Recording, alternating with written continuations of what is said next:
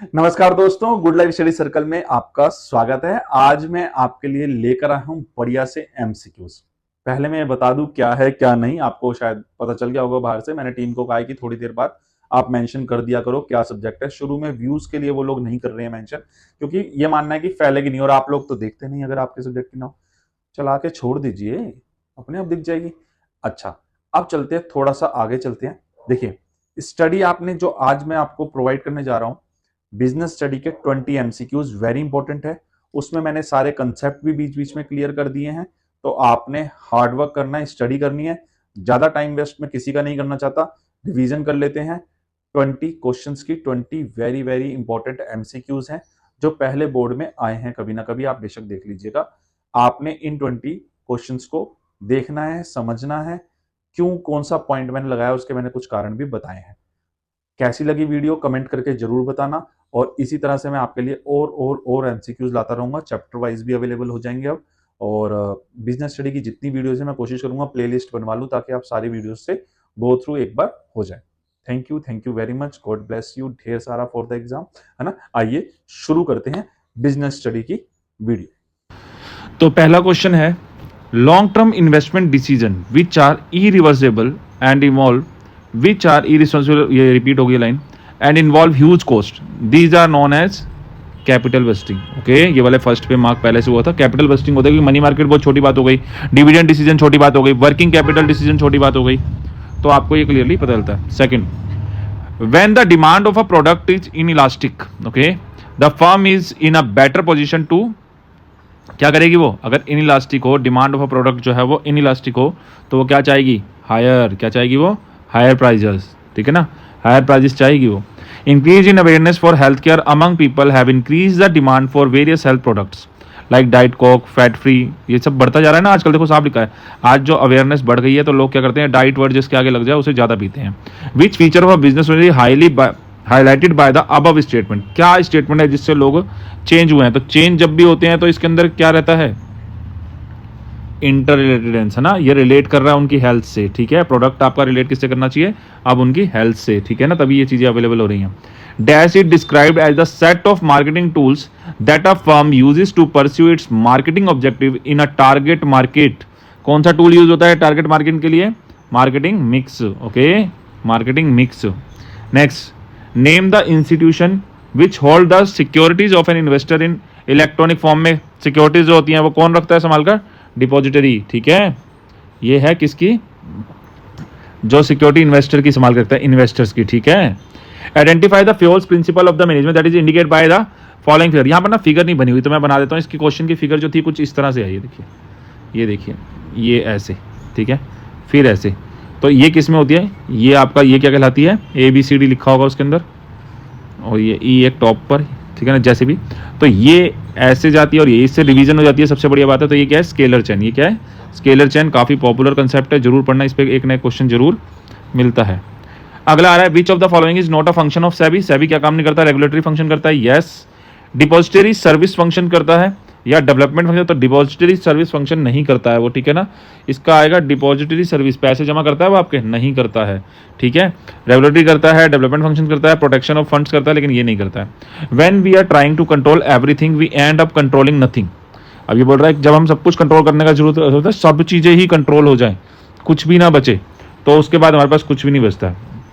ठीक है, only reason क्या दे रहा है इसका, only significant deviations which go beyond the permissible limit should be brought to the, नहीं यहाँ पर देखो कंट्रोल की इसने बात ही नहीं की ना, उससे कोई मतलब नहीं बन रहा इसका। तो इसका आंसर है A एंड B, दोनों बात तो सही है लेकिन ये एक दूसरे से रिलेट नहीं करती हैं, करेक्ट एक्सप्लेनेशन नहीं है ये। ठीक है, तो इसका आंसर है B। होप सो आप समझेंगे। Choose the correct statement, selling is broader then marketing. देखो करेक्ट बात क्या है, सेलिंग जो है ना, मार्केटिंग ज़्यादा बड़ी बात है, और सेलिंग का नहीं आएगा, है ना। आगे चलते हैं। Marketing AIIMS profit through customer satisfaction. अगला है ट्रांसपोर्ट, ये सही बात है। मार्केटिंग का एम जो होता है वो क्या होता है, थ्रू कस्टमर सेटिस्फेक्शन की बात करता है। ठीक है ना, ट्रांसपोर्टर का तो कोई मतलब नहीं है। Is in zero level channel there is only one intermediary between, नहीं ऐसा नहीं है। Read the following statements assertions and reasons, choose the correct option. ठीक है. Assertion, coordination is the responsible of managers of all manager. Coordination is the responsibility of all managers. क्या लगता है आपको? मैनेजर्स की रिस्पॉन्सिबिलिटी है. अच्छा, दूसरा क्या है? बात तो सही है. Reason, coordination, synchronization the various activities of an organization. ये बात भी सही है.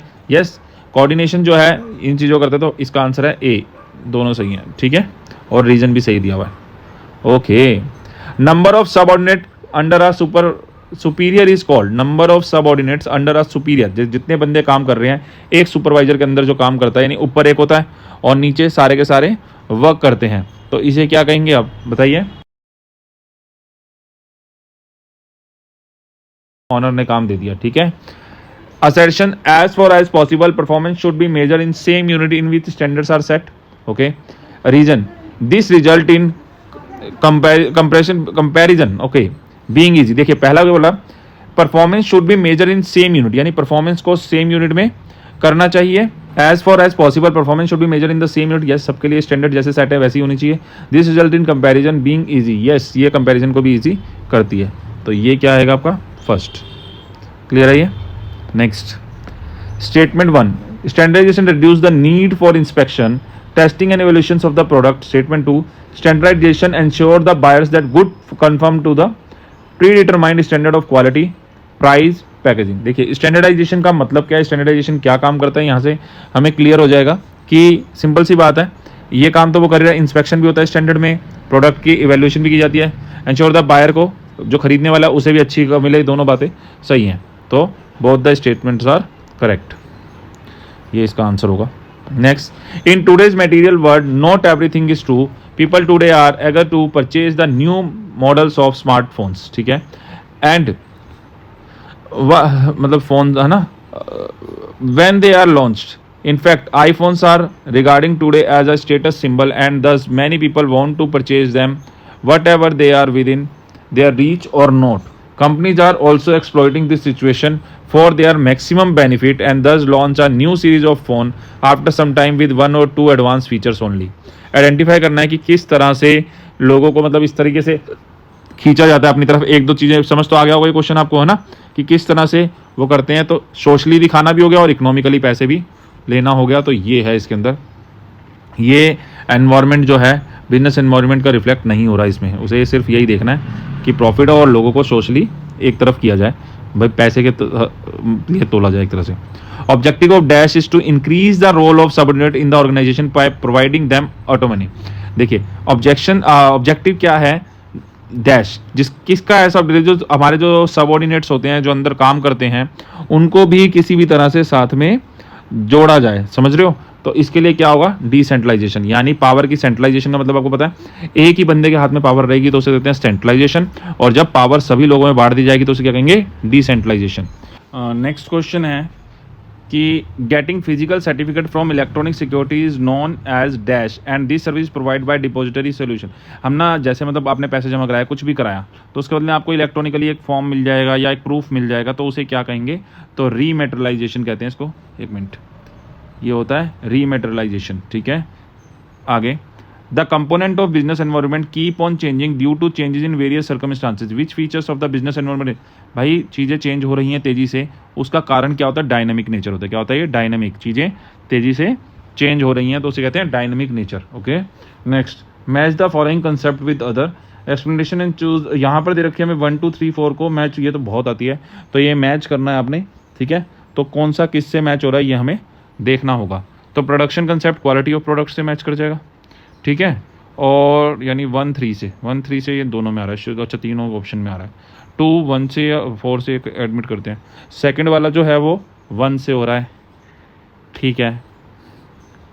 ठीक है. और थर्ड वाला सेलिंग कंसेप्ट क्या होगा, अगर किसी को सामान बेचना है तो मोर प्रमोशन करनी पड़ेगी आपको.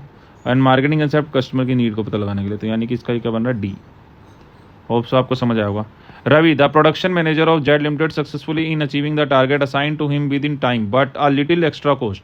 महंगा पड़ रहा है भाई उसे कॉस्ट को करना, तो मतलब उसे रखना. What could be concluded about Ravi के बारे में हम क्या बात करें कि वो कैसे, मतलब हमें प्रोडक्शन मैनेजर तो है, सक्सेस भी हो रहा है, ठीक है ना, अचीव करने में with in time but a little extra cost, come cost per, मतलब ज़्यादा कॉस्ट पर हमें उस पर पड़ रही है। तो यानी कि फ़ायदा तो है, इफेक्टिव तो है ना वो बंदा, उसके लिए पेमेंट हम ज़्यादा करें तो इफेक्टिव तो है उसको देने में, है ना। Identify which of the following is not a journal factor of business environment. Generally कौन सा फैक्टर है जो वर्क नहीं करता बिजनेस एनवायरनमेंट के लिए, बहुत इंपॉर्टेंट है, बताइए। यस देखो, इकोनॉमिक हो सकता है, सोशल टेक्नोलॉजी आपका हो सकता है, लेकिन customer is not a part of economical, ठीक है ना, एनवायरनमेंट, बिजनेस एनवायरनमेंट का पार्ट नहीं है। तो ये 20 क्वेश्चंस थे एक्सपेक्टेड, काफ़ी अच्छे आएंगे इसके अंदर से, ठीक है। आप इसकी प्रैक्टिस कर लीजिए।